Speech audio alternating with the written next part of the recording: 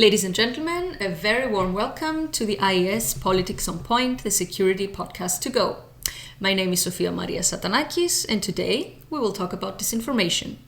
We'll do that together with my dear colleague Michael Zinkanell, who focuses on new dimensions of hybrid threats, particularly emphasizing political implications of disinformation and cyber attacks. Welcome, Michael. Thank you very much, Sophia. It's my big pleasure to be here today, and I'm looking forward to an interesting and engaging discussion with you. Okay, so then let's jump right in with the first question for you. These days, we hear a lot about disinformation, especially in relation to the COVID-19 pandemic, the protest movements, or national elections. But what is disinformation exactly, and how is it different from free speech?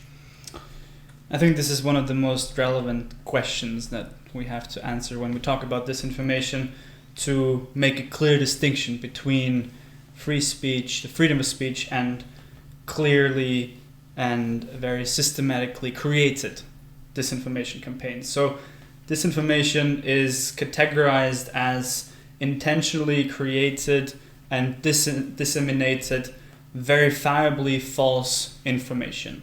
And it's crucial to point out that the intention is at the center. The intention of creating and spreading disinformation to reach some sort of harmful or aggressive outcome. Therefore, disinformation clearly targets to cause confusion and distrust, leads to distorting the public opinion and perception, and aims to amplify social tension. So the fact that it is systematically created and systematically spread is very precise and central here, and therefore is very different from free speech, which is not created in this systematic approach, but is more the individual's freedom to express what they believe in. Okay, I would like to elaborate a little bit more on that now. For example, how is disinformation deployed, and what is the typical way hostile actors apply disinformation? In most cases, the disinformation campaigns that we have seen in the past, especially the spark in disinformation that we have witnessed from the beginning of this year, beginning of 2020, built on already existing tensions or instabilities, insecurities in society. So the outbreak of the COVID-19 pandemic was such a moment when uncertainty in the wider European but global societies was spreading, and disinformation campaigns tried to plant more seeds of distrust in this already tense environment. So generally a narrative is created, is first being constructed, again very systematically and tailored to a specific target group, to a specific predominant fear of that target group, and then is being spread. And when we talk about spreading or creating disinformation, of course, the question arises, who is behind it? Who is the mastermind or the architect behind disinformation? And it's very difficult to say exactly which entity is behind, or the extent of the involvement of national governments in the creation and spread of disinformation. However, we have seen and witnessed and been able to investigate that a large amount of disinformation, especially regarding the COVID-19 pandemic, was originating from Russia and China. And these narratives are then spread via so-called proxies or internet trolls, as they're called. You can imagine people who are working nonstop to spread false information and fake news on social media and on online platforms. And that effect can be amplified by paying certain influencers with a huge number of followers on Twitter, on Instagram, on Facebook, but also on YouTube, to spread false information. Often, or sometimes they're being paid to do that. Other times, hacking and cybersecurity plays also a role where certain accounts with a large followership are being hacked in order to spread then false information and to make it seem as if this information is being created and communicated by a trustworthy person with probably a large number of followers. So disguising information, disguising also fake news and fake information, false information, is also a central aspect here when we talk about how disinformation is being deployed. Well, you mentioned Russia and China in your answer, and I would like us to stay on that topic a little bit longer. So can you tell us a little bit more about how both countries deployed disinformation, especially in the recent past? So in the recent past, we have seen that the traditional Russian playbook of disinformation is also being adapted and being somewhat copied by Chinese actors. In the past, we have seen one main narrative that is either pro-Russian or pro-Chinese that is being created and spread. And today we see, especially since the COVID-19 pandemic, a difference in how this narrative is being created. Often narratives are contradicting each other, and this is deliberate. The aim here is that the information, especially on online platforms, is so vast and is so difficult to really grasp what is true, what is false, what is potentially fake, what is disinformation, what is information, that it is being abstracted to a point of indifference where the viewer, the reader, the society, the target audience cannot differentiate anymore. Is this information reliable or is it fake?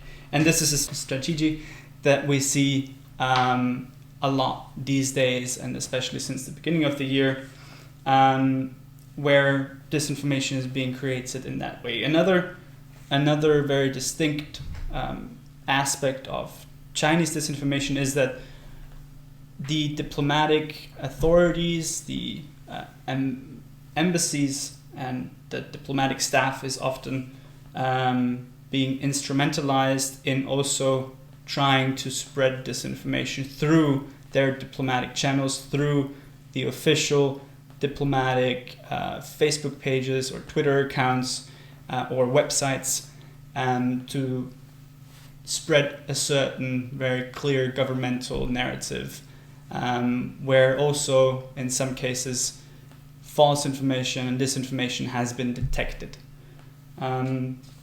So we can see a shift in how narratives are being created and how they're being spread, and that it is very fluid and very creative in adapting to new situations like a pandemic in a relatively short amount of time, where narratives are being changed and adapted according to national or very regional aspects, again building up on certain predispositions and certain very clear fears that the society has already had before.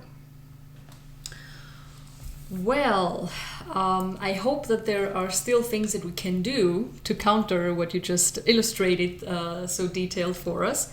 And this will get us to the tricky part now.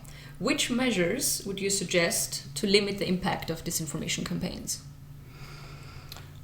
I would suggest that all measures to limit disinformation campaigns should also bear in mind that we have to strengthen free speech and the freedom of press, the freedom of media at the same time. So limiting the impact of disinformation cannot and must not come at the cost of free speech at the other side. And that means that we need more fact checkers, that we need more media literacy on a European level, on a governmental level, that awareness has to be raised to a larger extent and a wider extent in society, that false information can really harm societies. And I think we first of all have to be aware of the potential threats to democracy, threats to our European stability, the national stability as well, that comes with disinformation. That it clearly aims to spread seeds of distrust, to make the people distrust the governments, distrust also the political democratic systems that we live in Europe. And if these profound framework of democracy is threatened by disinformation, we have to be aware of that. On a personal level, I believe it's very critical to observe how your own behavior online looks like. Which type of information do you consume on a daily basis? Often, especially a younger generation is certainly very active online at different social media platforms, and you have to be aware that there is an algorithm that is trying to influence also your behavior online. And to be aware, to be critical and self-critical as well of your behavior online will make you also aware of the potential dangers that lie in the entire sphere of online media and that also come with disinformation. So what I can suggest every single one is to be very critical of any information that you consume that you cannot verify. If you cannot verify the facts online, if you don't know the source, if you don't know exactly where the content comes from, if you're suspicious about the image, it could be distorted, don't share it, don't like it. So be critical about your behavior and about yourself and your beliefs, and simply don't take everything you see online for granted and take it for a secure and reliable source. There could be information out there that is clearly targeted to raise a very high emotional reflex, and especially information that might trigger high and strong emotions could be deliberately planted and distorted to look real. And we have to be careful of that as a society, and especially as a democratic society. Well, thank you very much, Michael. So I take 2 points with me after our podcast session today. First, that disinformation is in fact an actual threat for our democracy. And second, each and every one of us can help to counter that threat by keeping an open eye, an open mind, and being more critical towards the tons of informations that we receive every day through different channels of media. So thank you very, very much for taking the time and being here with us today. And hereby also this podcast comes to its end. Thank you very much for listening. Thank you, Michael. Thank you very much, Sophia.